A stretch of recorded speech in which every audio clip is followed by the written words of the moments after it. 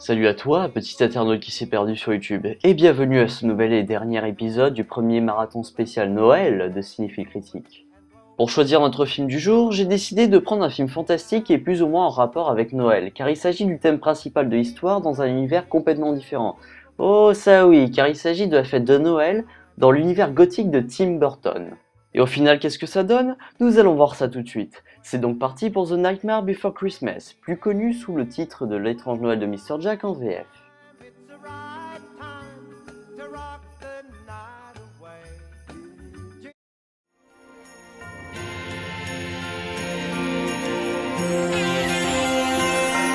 I feel it in my fingers, I feel it in my toes.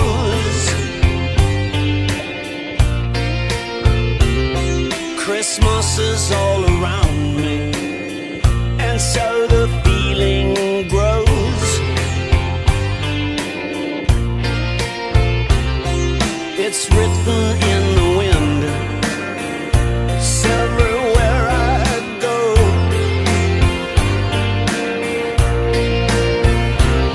So if you really love Christmas, come on and let it snow.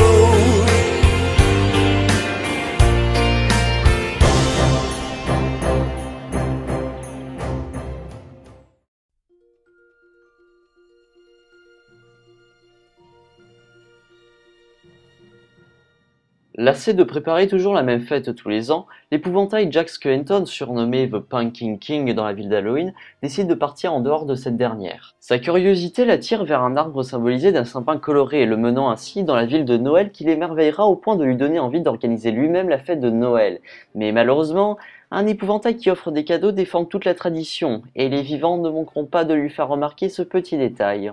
Comme je l'ai dit plus tôt, ce film d'animation sort tout droit de l'imagination de Tim Burton, un fait que l'on remarque assez facilement dès l'introduction du film. Mais ce qui fait tout le charme du long métrage est la façon dont Burton arrive à rendre ses personnages aussi, voire même plus lumineux que Santa Claus lui-même tant ils sont plus vivants dans leurs actes.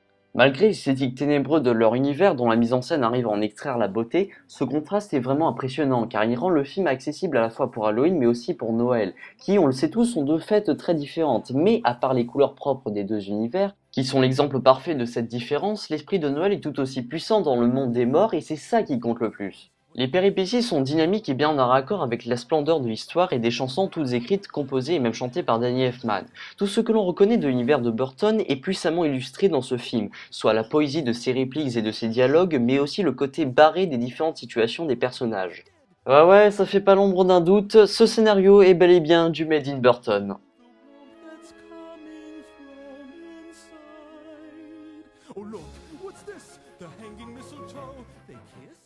Tim Burton... non, en fait, je voulais dire Henry Selick. Croyez-moi, j'aurais bien voulu pouvoir dire que Tim Burton est le réalisateur du film, mais ce serait mensonge de dire cela. Néanmoins, est-ce que cela veut dire qu'Henry Selick a mal fait son travail? Eh bien non, bien au contraire même. Selick a tellement pigé l'univers de Burton que la construction de ses plans sont tout aussi sculpturaux que ceux de Tim, dans ses grands classiques tels que Edward Scissorhands, Batman, ainsi que son tout premier court-métrage d'animation, Vincent.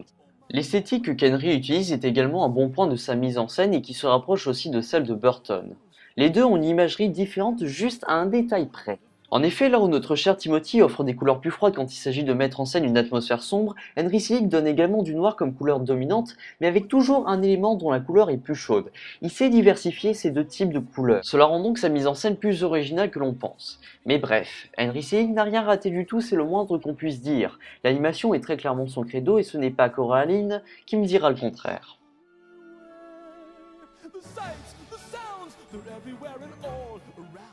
Chris Sarandon, qui avait joué dans Child's Play mais aussi et surtout dans Fright Night de Tom Holland, nous offre ici sa voix pour incarner les allocutions à la fois dynamiques et posées de Jack.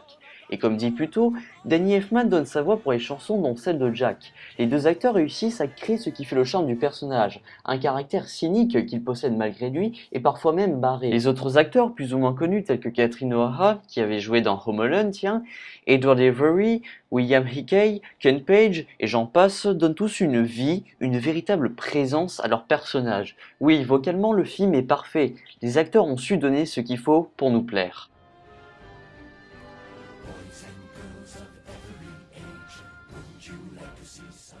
Comme dans presque tous les films d'animation écrits ou produits par Tim Burton, le style de modélisation est le stop motion. Alors si vous ne savez pas ce qu'est le stop motion, en gros c'est un procédé d'animation qui capture les mouvements d'un personnage modelé. Les derniers films de Disney n'ont pas été faits comme ça par exemple. Non, là il s'agit de la 3D et seulement de la 3D. Laquelle de ces deux techniques d'animation je préfère ? Eh bien tout simplement le stop motion, et c'est justement Tim et Henry qui ont confirmé mon avis. Je trouve cette technique plus subtile et dynamique que toutes les autres, surtout quand c'est Burton qui l'utilise car le design de ses personnages est tellement bien adapté qu'on a l'impression que c'est Tim lui-même qui a créé le stop motion tant ce qu'il en est fait est parfait.